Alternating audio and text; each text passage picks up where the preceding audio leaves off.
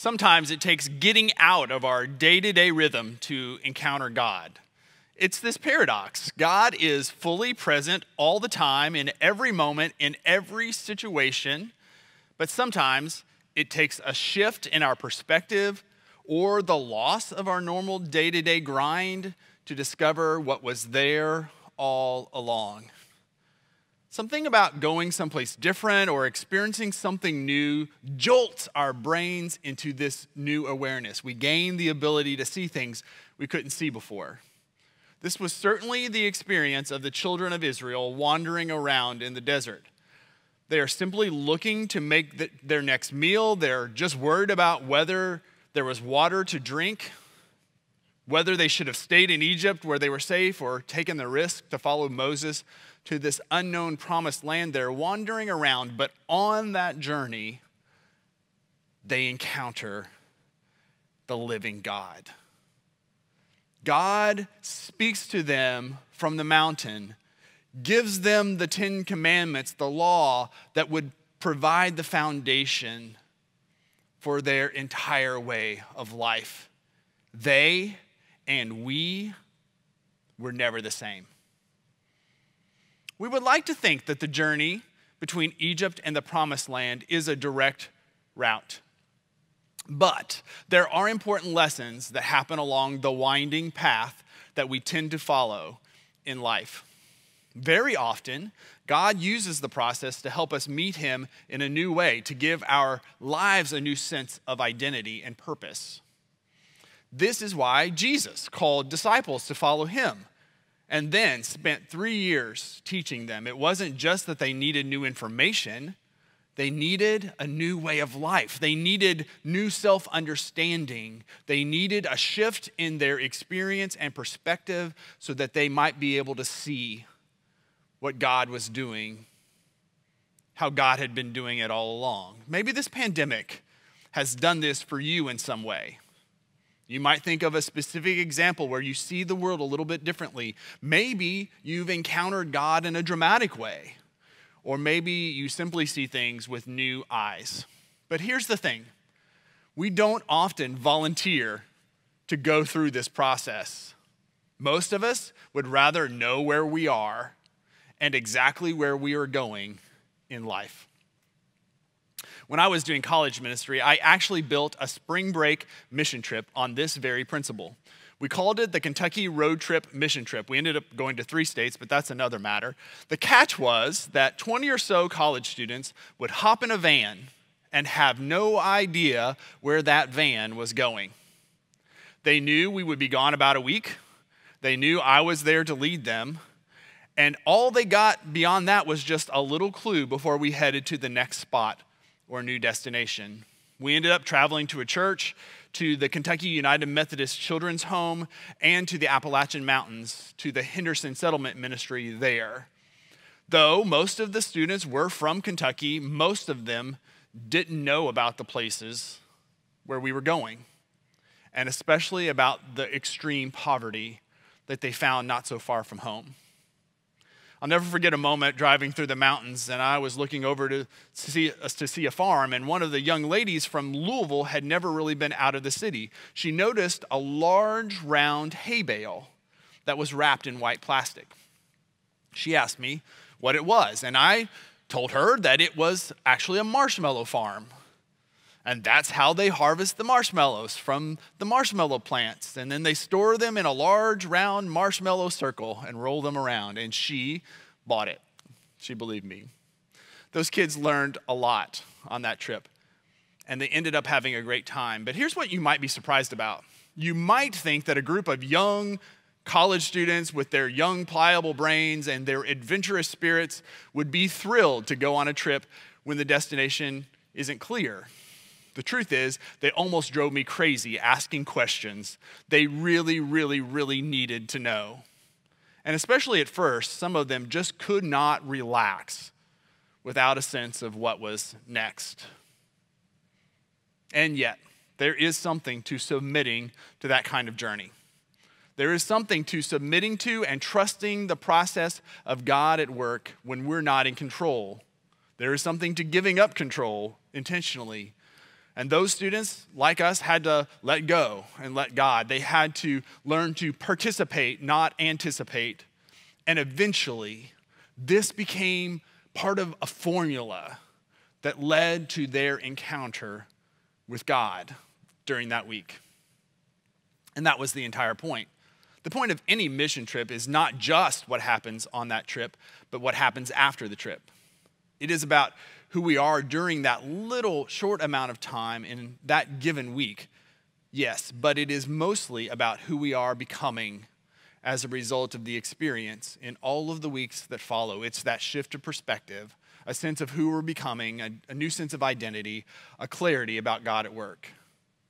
As challenging as it is for us to be on a journey without clear guidelines and without knowing exactly where we're going, as much as we resist the loss of knowledge and certainty and control, there are some gifts along the way. For the people of Israel, those gifts can be summarized with 3 words: awe, relationship, and calling. And as we think about our pandemic experience, I want you to listen to their story with this also in the back of your mind, that maybe our experience might be somewhat like theirs. Let's look at each of those. If you read Exodus 19 and 20, there's a great deal of time spent on dealing with how God is going to meet the people on Mount Sinai. Not only are they going to encounter God, but there's a lot of buildup. Now Moses has already encountered God on this very mountain. God spoke through a burning bush, and that mountaintop experience was the catalyst to the entire liberation journey. Moses, as you recall, didn't even want to go, but God met him and God called him. And now that is about to happen for the whole people. God has identified himself as the one who had seen and had heard and who had known the suffering of this people. God had been present in the miracles that led Pharaoh to ultimately let those people go. And God was present all along the way in leading the people through a pillar of fire at night and a cloud by day. Nevertheless, this encounter with God is something special, something spectacular that leads to awe and wonder and reverence. So God tells them to get ready, to prepare. We read, after Moses had gone down from the mountain to the people, he consecrated them, and they washed their clothes. Then he said to the people, prepare yourselves for the 3rd day, abstain from sexual relations. On the morning of the 3rd day, there was thunder and lightning with a thick cloud over the mountain and a very loud trumpet blast. Everyone in the camp trembled. Then Moses led the people out of the camp to meet with God, and they stood at the foot of the mountain. Mount Sinai was covered with smoke because the Lord descended on it in fire. The smoke billowed up from it like smoke from a furnace, and the whole mountain trembled violently. As the sound of the trumpet grew louder and louder, Moses spoke, and the voice of God answered him. You know, it could have happened without all of that fanfare, but I think there's a point here. Just imagine these people who used to hunch over under the burden of slavery are now standing in awe, pulse racing at the foot of the mountain of God. This cloud of unknowing enveloping what they could see, God veiled in mystery. It is God who is not ever fully contained, fully known, or controlled. God who is wild at heart, the living God who wants to be in relationship with them. It could have happened without all that fanfare, but there is something to being human that calls us to this awe, to this wonder. And here's the thing, we never fully capture the presence of God. Even though we worship week in and week out, there is actually no way to bottle it. There's no way to control it, to contain it, to time it. Now, I know of a church in another city that has tried. At least in the past, there was a moment in their worship service where the people would pray for the Holy Spirit to show up. And then the leader would say something like, here it comes, it's almost here, the Holy Spirit is here, it has arrived. And the people would just go nuts, and they would applaud, and they would cheer, and they would weep. I tend to think that's a little bit overdramatic, if you want to know my opinion. That kind of leads to some emotionalism and a little bit of theatrics that aren't necessary. I don't really have a lot of taste for sensationalism like that. But the truth is, for good, educated suburbanites like us, rampant emotionalism is probably not our issue. I, at least speaking for myself, am more prone to a more heady approach to overthinking and over-controlling. I like to approach God in a more sort of controlled way. I don't like, honestly, what I don't understand. And if I'm honest, I don't like what I can't control. But this is the gift of times like this. Essentially, newsflash, we were never in control anyway. We are not the masters of our own destiny. And there is something essential to a relationship with God that cannot ever be understood, cannot ever be bottled, can't ever be fully described. It is a little bit, or maybe a lot of it, out of control. All relationship with God begins with that recognition. Call it awe, call it wonder. The Proverbs say the fear of the Lord is the beginning of wisdom. This is not fear in the sense that we are afraid. It means holy reverence. And so, if you've lost control in some way in the last year, or if you feel a little bit out of control right now, maybe that's just the natural reset for those of us who need to be a little less in control anyway, a little bit more out of control in the good kind of way, the kind of out of control that teaches us that God is God and we are not, the kind of out of control that gets God out of our heads and into our hearts and then through our hands, the kind of out of control that gets us on our knees in prayer and reminds us that there is a good God who cannot be contained, who wants to be in relationship with us. There's a gift in this. The gift of letting God be God. And part of the journey to freedom is learning to stand in awe of that God. The next gift that the people receive in the wilderness and on Mount Sinai is the gift of relationship. God leads the people out of Egypt and out into the middle of nowhere to declare his love for them. When he has their attention, this is what God says. Moses goes up to God, and the Lord calls to him from the mountain saying this, "Thus you shall say to the house of Jacob and tell the Israelites, you have seen what I did to the Egyptians and how I bore you on eagle's wings and brought you to myself. Now, therefore, if you obey my voice and keep my covenant, you shall be my treasured possession out of all the peoples. Indeed, the whole earth is mine, but you shall be for me a priestly kingdom and a holy nation." Some of you are doing small groups during this series that are intended to help you process the pandemic on a road to recovery. And one of the weeks in that small group curriculum talks about how we expect presents from God, presents, presents, gifts. We expect things from God. All the while, God is offering us presents, presence. In other words, we want God to give us things when God consistently wants to give us himself.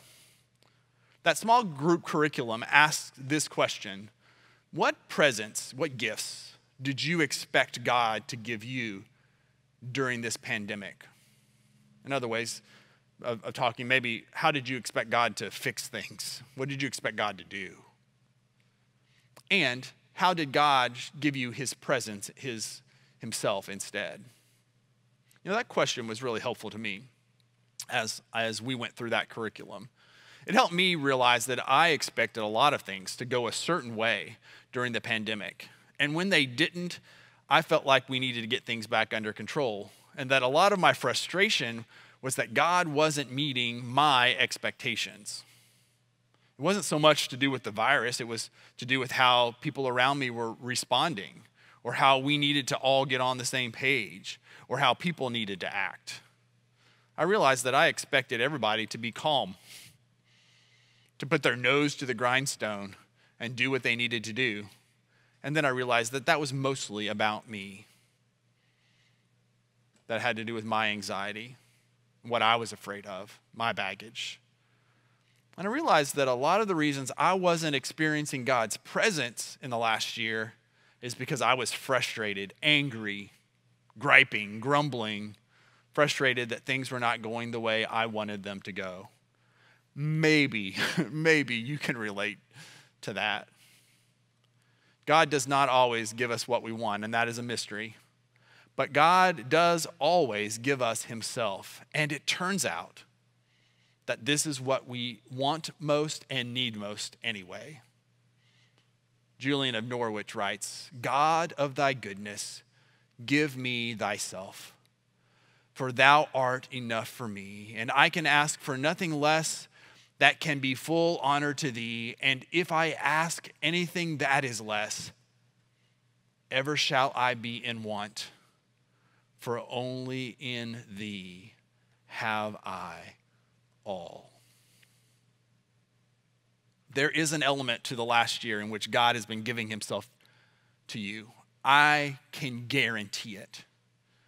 And so part of the task is to see that, to recognize it and celebrate it. Out there in the middle of nowhere, right in the midst of not knowing where we're going to go, before it all gets back under control or certain, or before we know how this thing is going to play out. That's the point. There in that loss of control, we find ourselves vulnerable. But that also gives us a place to connect to the thing that we need anyway, which is not the certainty, not the control, not even the destination that's coming. Because at the end of the road, in the promised land, the heart of it is about God anyway, about being in relationship with the living God. And this is a gift that we can discover, and I'm guessing you might just be discovering during this time.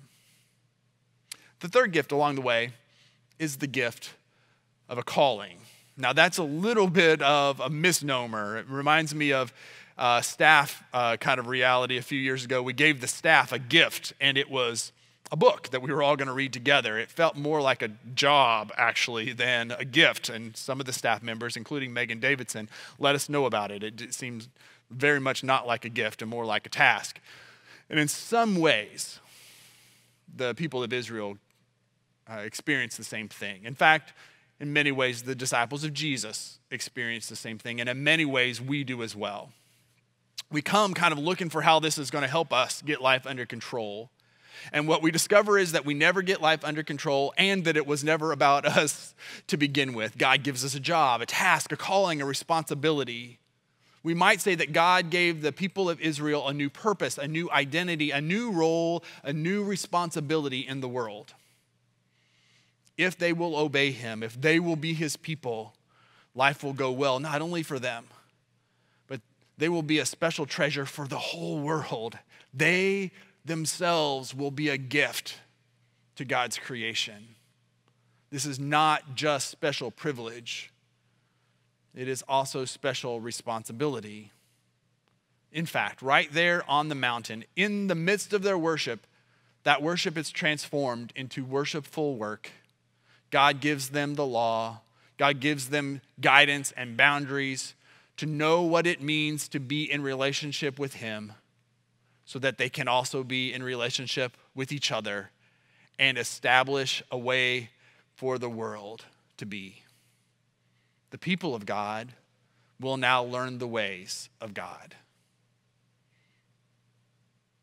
So we know the 10 Commandments. I am the Lord your God who brought you out of Egypt, out of the land of slavery. You shall have no other gods before me. You shall not make yourself an image, an idol in the form of anything in heaven above or the earth beneath or in the waters below. You shall not misuse the name of the Lord your God. And out of that relationship, then a way of being as it relates to community and work, remember the Sabbath day by keeping it holy. 6 days you shall labor and do all your work, but the seventh day is a Sabbath to the Lord your God.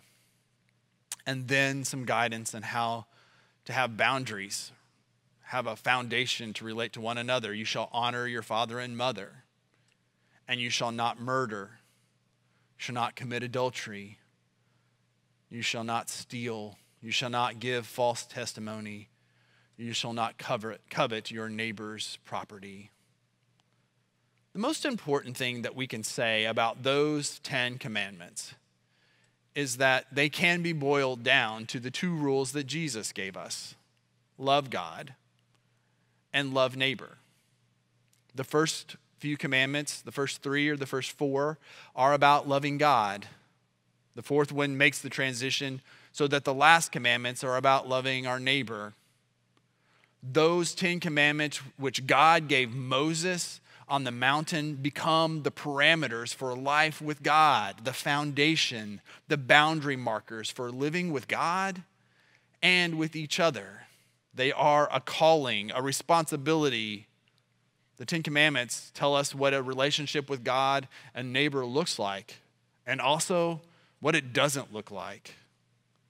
The assumption behind all of it is that life will never again be just about me, nor will it just be about me and God. It will be about me, and it will be about God, and it will be about my neighbor. That foundation, that moral structure has impacted the entire world, has shaped the course of human history, sets us up for Jesus who comes to teach us even now how to live. In the upper room, the night that Jesus sat down with his disciples and taught them and washed their feet, the night before Jesus is crucified, he gave them a new commandment. And we might think of this commandment as either erasing those 10 commandments or a way of clarifying them. This is what Jesus said. A new commandment I give to you, that you love one another, just as I have loved you. You are also to love one another. By this, people will know that you are my disciples if you have love for one another. Is Jesus throwing out the 10 commandments? I don't think so.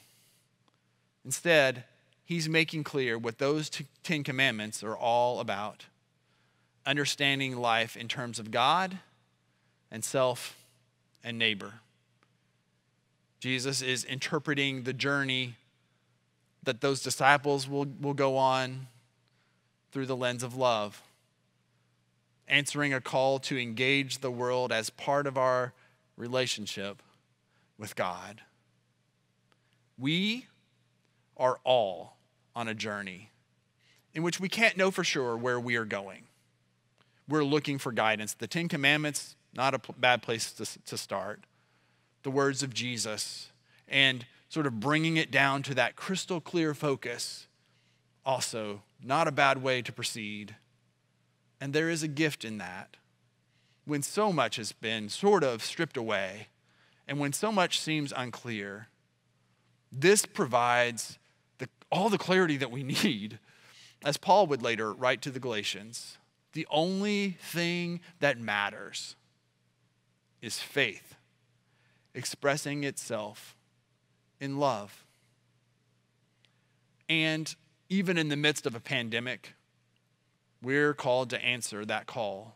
Even out in the wilderness wondering where their next meal would come from. There is an encounter with God to be had. And even as those disciples stand and look up at a cross and wonder where God might be in the midst of this chaos, their chaos led to encounter and ultimately to a calling. We must answer this call to love the way of Jesus, even when we don't know where that call will take us. Even when we don't know ultimately where we are going. When it comes down to it, that call is all we need to know. And I invite you to answer it today. I'm going to lead us in a moment of prayer, a time for reflection about the points of the sermon, really, as we think about how we have encountered God and the places where we might stand in awe of him in the past year or weeks, or as we sense God at work even now. We might also think about what it means to be in relationship with God that leads to a calling, and what God might be saying to us out of this pandemic for how to notice and then respond to the needs of the world around us. And so would you pray with me as we reflect today? God, we give you thanks for this day, and we give you thanks for the journey. That may not be easy to say, because in some way or another, this has been challenging for all of us. And we have wandered around not knowing ultimately where we were going. But along the way, we've learned to see you at work, to trust you. And we're learning to pay attention to those places where you are so clearly present. So today we stand in awe. We lay down anxiety and our need for control. We open ourselves to that loss of control that comes with worship, submitting to you and trusting you, thanking you, and finding that you have and are all that we need. God, we hear you today inviting us into relationship, into a life in which we walk with you.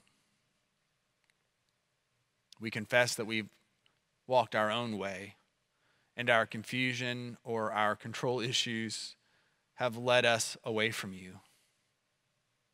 Would you gently and persistently call us back? And then as we reflect on your law, those 10 commandments, or the 2 commandments of Jesus to love God and love neighbor, or that single command from the upper room that the world will know we are the disciples of Jesus by the depth and the strength of our love. May we hear in that a calling to engage the next week, the people that we are around, our work, to engage the world in a specific way. To simply look at Jesus and engage others the way he did, meeting them with your love, with a willingness to live for them and die for them, a willingness to sacrifice. We confess also that we've not always followed your commandments. We have broken your law. We have rebelled against your love. And so in this moment, we also ask for forgiveness. That you would remove the weight of guilt from us, but also that you would instill in us that calling, that you would restore us to right relationship with you and right relationship with our neighbor. Would you give us the courage to make things right, to do what it takes, so that we might be your special people, called to engage the world in your name. We are here. We hear you calling. And our response is, here I am, Lord. Send me.